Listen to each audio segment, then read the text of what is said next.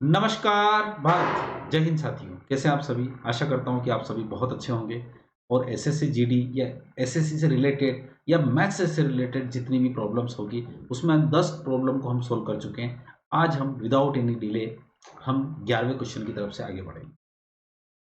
यदि एक वृत्त का व्यास 14 सेंटीमीटर है तो वृत्त का क्षेत्रफल ज्ञात करें। अब मुझे नहीं लगता कि इसमें कोई दिक्कत है। वृत्त का व्यास 14 सेंटीमीटर है तो त्रिज्या उसका क्षेत्रफल ज्ञात करिए। देखिए एक बात ध्यान रखिए, वृत्त का ये क्या है आपकी व्यास, ये है आपकी त्रिज्या और व्यास क्या होता है? त्रिज्या का दुगुना।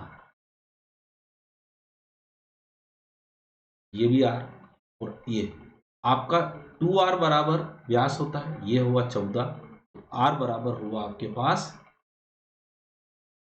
अगर आर बराबर 7 हुआ तो क्षेत्रफल क्या होता है? इसकी परिधि, परिधि मतलब 2 पाई आर और इसका क्षेत्रफल होता है आपका पाई आर स्क्वायर।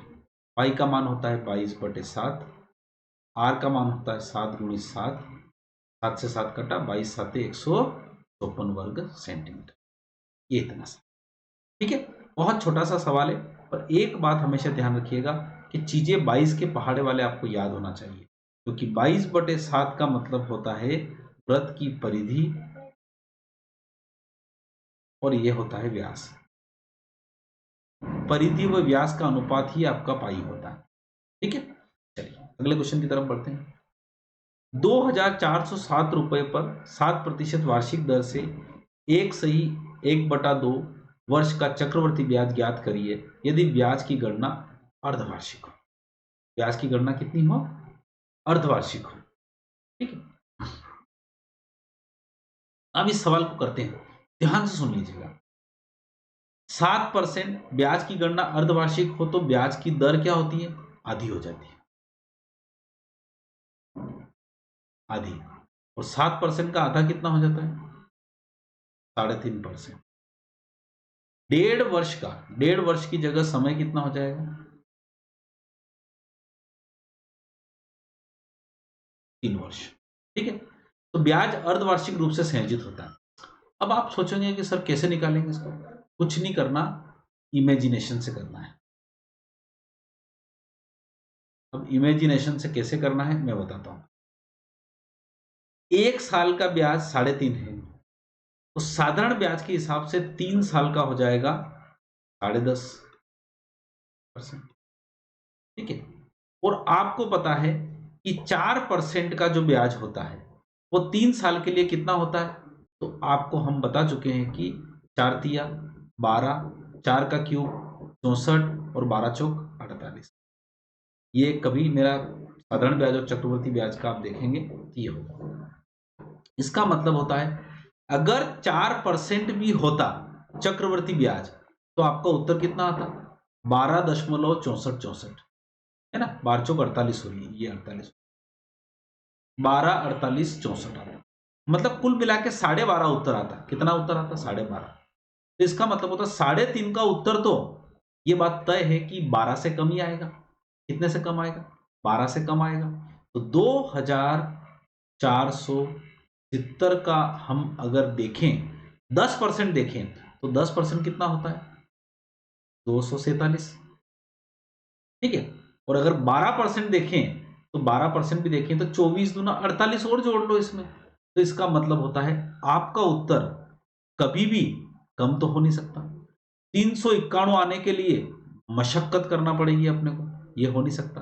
555 बहुत ज्यादा है, आपका उत्तर है ये 268.533 है। एक बात हमेशा ध्यान रखिएगा, आपको परीक्षा इमेजिनेशन की दे रखी है, आपके चारों ऑप्शन भी जिम्मेदार हैं इसके लिए, ठीक है।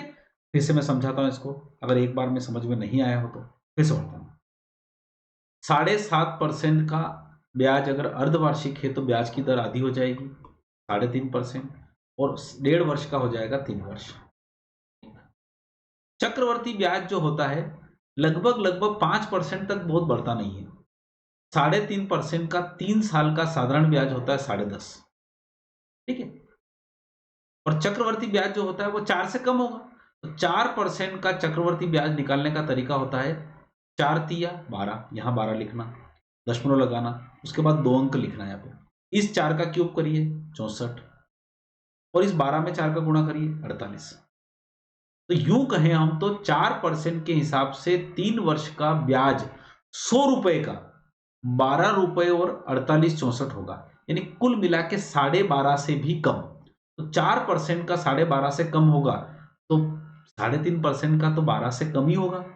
ये बात आप मान लीजिए ना, 12 से कम ही होगा। तो 12 से कम होगा इसका मतलब होता है 2470 का 10% गिने तो 10% होता है 247।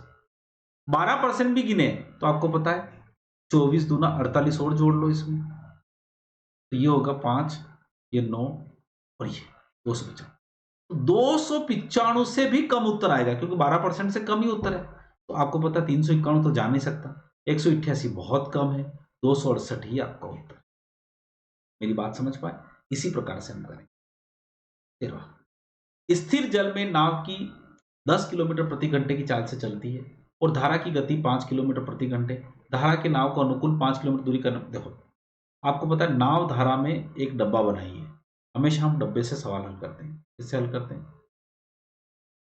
ये होती है शांत जल में नाव की चाल, ये होती है धारा की चाल। जैसे कि यहां पे लिख दूं 10 और ये हो गया 4, तो ये 10 ने 4 कितनी हो जाएगी? 14। ये जाएगी आपके पास धारा के अनुकूल दिशा में नाव की चाल, और 10 में से 4 गए तो 6। ये हो जाएगी धारा की प्रतिकूल दिशा में नाव की चाल। बात समझ पाए आप मेरी बात को? ठीक है। अब देखो यहां पर भी सवाल ऐसा कैसा ही है। स्थिर जल में नाव 10 किलोमीटर प्रति घंटे, स्थिर जल वाला यहां लिखेंगे, और धारा की गति, सॉरी स्थिर जल में नाव की चाल मतलब 10 यहां लिखेंगे, और धारा की गति कितनी है? 5। नाव धारा को अनुकूल 5 किलोमीटर की दूरी तय करने में कितना समय लगाएगा? तो 10 और 5 कितना होंगे? 15। अनुकूल में उसकी चाल कितनी होगी? 15 किलोमीटर पर घंटे, यानी 1 घंटे में 15 जाएगी। तो आपको पता है वो कह रहा है 5 किलोमीटर की दूरी तय करना है, तो आपको पता है 15 किलोमीटर 1 घंटे में जाएगी, तो 5 किलोमीटर 1 घंटे के तीसरे भाग में जाएगी, और 1 घंटे का तीसरा भाग होता है 20 मिनट। अगर आपको समय निकालना है तो समय ऐसे भी निकाल सकते हैं। समय बराबर होती है दूरी, दूरी कितनी? 5 है ना, और चाल कितनी है? 15। तो 5/15 मतलब 1/3 घंटे, और 1/3 घंटे कितना होता है? 20 मिनट। हो गया सवाल। डब्बा याद रखना, एक ट्रेन 90 किलोमीटर पर घंटे की गति से 75 मीटर लंबे प्लेटफॉर्म को पार करने में 8 सेकंड लगाती है। ट्रेन की लंबाई क्या है? अब आप सोचो ट्रेन की स्पीड कितनी? 90। आपको पता है किलोमीटर पर आवर को मीटर पर सेकंड में बदलने के लिए 5/18 का गुणा, और मीटर पर सेकंड को किलोमीटर पर आवर में चेंज करने के लिए 18/5 का गुणा। याद रखने का तरीका है कि जहां जा रहे हैं वहां पे ऊपर छोटा रखेंगे। मीटर पर सेकंड में जा रहे हैं तो 5 छोटा रहेगा, क्योंकि किलोमीटर और मीटर में कौन छोटा है? मीटर। मीटर पर सेकंड से किलोमीटर पर आवर में जा रहे हैं तो किलोमीटर बड़ा है तो 18 ऊपर रखेंगे, याद रह जाएगा। अब आप सोचो 90 को किलोमीटर पर आवर को, तो 90 को अगर किलोमीटर पर आवर में तो 18 का पहाड़ा बोलो, 18 का पहाड़ा बोलो तो ये हो जाएगा 5/18, तो 18 5 90, 5 5 25, 25 मीटर पर सेकंड के हिसाब से चल रहा है। उस पूरे प्लेटफॉर्म को पार करने में कितना सेकंड लगता है? 8 सेकंड। यानी 1 सेकंड में 25 चलता है, तो 8 सेकंड में कितना चलेगा? 200 चलेगा। यानी कुल मिला के ट्रेन ने 200 मीटर की दूरी तय करी। तो इसका मतलब होता है उस 200 में 75 उसने किसकी तय करी? प्लेटफॉर्म की। तो बचा हुआ 125 क्या है? अपनी लंबाई। उत्तर उत्तर उत्तर। क्या मेरी बात समझ पा रहे? फिर से देखो 90 की स्पीड से चला तो 90 को मीटर पर सेकंड में करेंगे तो कितना होगा? 25 मीटर पर सेकंड। 1 सेकंड में 25 चल रहा है तो 8 सेकंड में 200 चलेगा, और 200 में से 75 अगर प्लेटफॉर्म को चल रहा है तो बची हुई 125 क्या चलेगा, अपनी ही लंबाई। अगला, दो वस्तुओं में से प्रत्येक को 9,720 रुपए में बेचा जाता है, प्रत्येक को 9,200, उसमें से एक को 8% के लाभ पर और दूसरी को 10% की हानि पर। देखिए 8% का लाभ, इसका मतलब होता है 8 बटा, तो 4 से काटे तो 4 दूनी 8 और यहां पे 25, यानी इसका मतलब होता है 25 की चीज को 27 में बेच रहा है। 8% का लाभ का मतलब होता है 25 की चीज को 27 में बेच रहा है, ठीक है। अब यहां पे 10% की हानि, 10% का मतलब होता है 1/10, यानी 10 की चीज को कितने में बेच रहा है, 9 में बेच रहा है। अब वो बोल रहा है कि दोनों को 9,720 रुपए बेचा जाता है, इसका मतलब होता है दोनों का विक्रय मूल्य समान है। तो यहाँ पे 25 की चीज 27 में और 10 की चीज 9 में, तो यहाँ पे विक्रय मूल्य समान करने के लिए इसमें किसका गुणा कर देंगे, 3 का गुणा कर देंगे। तो यहाँ पर भी हो जाएगा 3, यहाँ पे भी हो जाएगा 3। इसका मतलब ये हो गया पूरी काम का। अब विक्रेता का कुल लाभ या हानि ज्ञात करिए। तो देखो 25 और 10 दिया 30, तो कितना हो गया 55, और 27 और 27 कितना हो गया 54। इसका मतलब होता है 1 रुपये का घाटा हो गया। 55 की चीज 54 में बेची, और दे क्या रखा है सवाल में, 9,720 रुपए किसके बराबर है, 27 के बराबर। एक बराबर किसके हैं, उत्तर, ठीक है।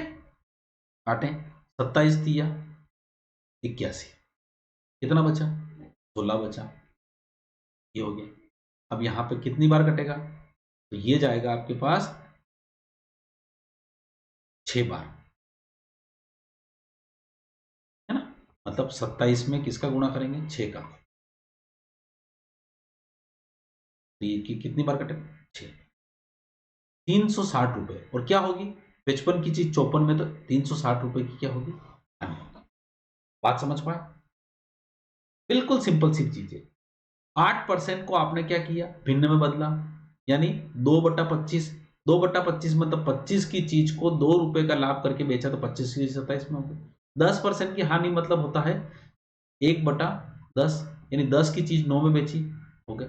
परंतु विक्रय मूल्य बराबर है, तो 27, तो इधर भी 27 करेंगे, तो एलसीएम लेंगे तो 27 हो जाएगा, तो 9 दिया 27, तो यानी 25 और 30 कितना होगा 55, और 27 दूना 54, यानी 55 की चीज 54 में बेची, एक का घाटा हुआ। अब अपने पास दे क्या रखा है उसे करा, 9,720 रुपए आपने दे रखा है, वो है 27 के बराबर, तो 1 रुपए का घाटा हुआ, तो 1 के बराबर किया, 27 दिया 81, और 27 छंग 162, 360 रुपए का घाटा, ठीक है। इस प्रकार से हमने आज 5 फिर से एक बेहतरीन क्वेश्चन और किया। आपको ये क्लास अच्छी लगे तो लाइक करिए, शेयर करिए, और जितना होगी हमारी ये क्लास कंटिन्यू करती रहेंगे।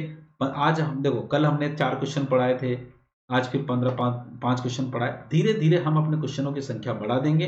पर और 1 या 2 दिन के बाद हम 8 बजे फिक्स ऑनलाइन आएंगे, जिसमें ऑनलाइन में आप इन सवालों को हल करेंगे, अपने डाउट भी बता सकते हैं, और किसी भी प्रकार की कोई प्रॉब्लम हो तो बताएं, ठीक है। और आप हमसे बेसिक भी पढ़ना चाहते हैं तो बताइए, हम पूरी कोशिश करेंगे कि आपको बेसिक वाला मटेरियल भी प्रोवाइड करें।